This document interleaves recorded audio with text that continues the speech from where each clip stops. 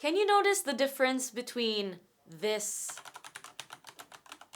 and this? If you did, you're cheating. These two keyboards are identical. Ha! But what if we put foam into one of them? Will the sound improve? Well, let's try it out.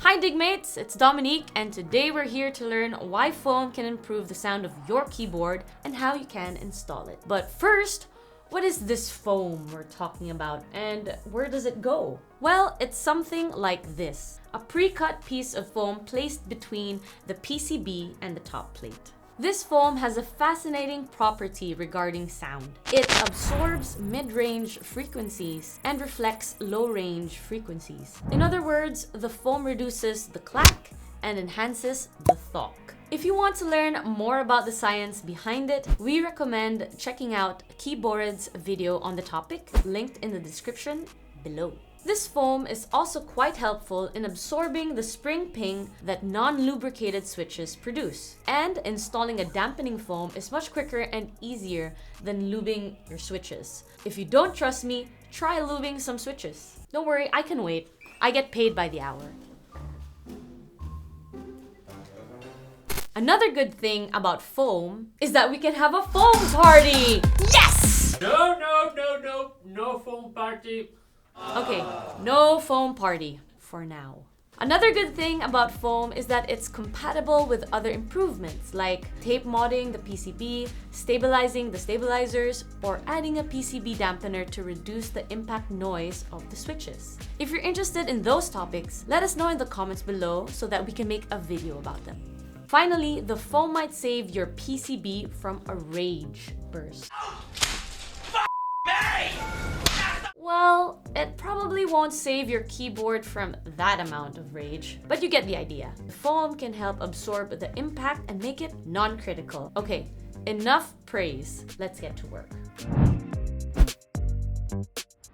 To install the foam, we need to disassemble the keyboard. Luckily, this keyboard, the Dygma Raise, is a breeze to disassemble and you only need a few tools. A keycap and switch puller, an M2 Phillips screwdriver, a flathead screwdriver, and some Dygma balls. These aren't strictly necessary, but they are great for keeping the switches and screws safe. If you want to buy some, dial 1-800-85 balls.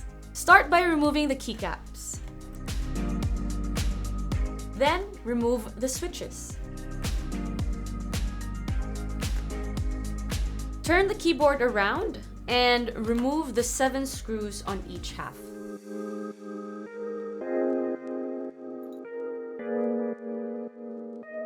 Open the keyboard carefully and then unplug the cable that connects the main PCB to the low profile PCB here.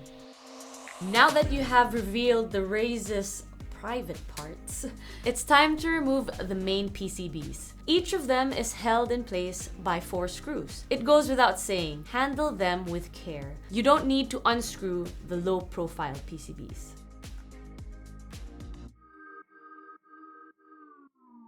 It's time to place the dampening foam between the PCB and the top plate.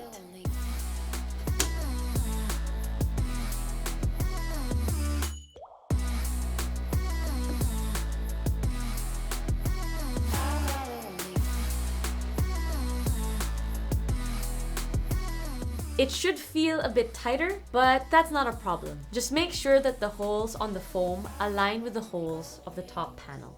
Reconnect the cable. Close the case. Then we're going to screw the screws. Insert the switches. Place the keycaps. And you are good to go. Great! My foam is installed. Now for the moment of truth, the sound test. Guys, bring me a keyboard with the same switches and keycaps. You have to ask me nicely. Okay. If it's not too much trouble, I'd like to have a keyboard with the same switches and keycaps, please. Thank you.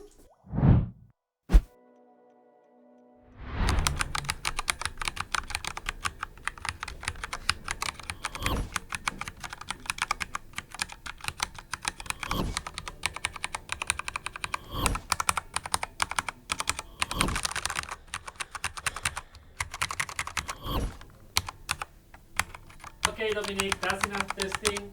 Give me the keyboard. No, I installed it. This is mine. Miguel! No! Whew.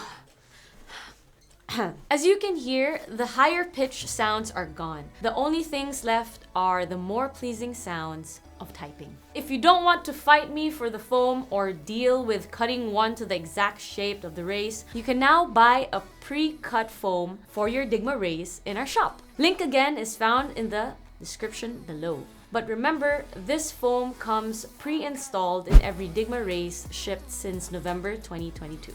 And that's all for today. As always, don't forget to like, subscribe, and hit the bell icon. You don't want to miss our foam party. No, I didn't mean that kind of foam. Okay, see you then. Bye.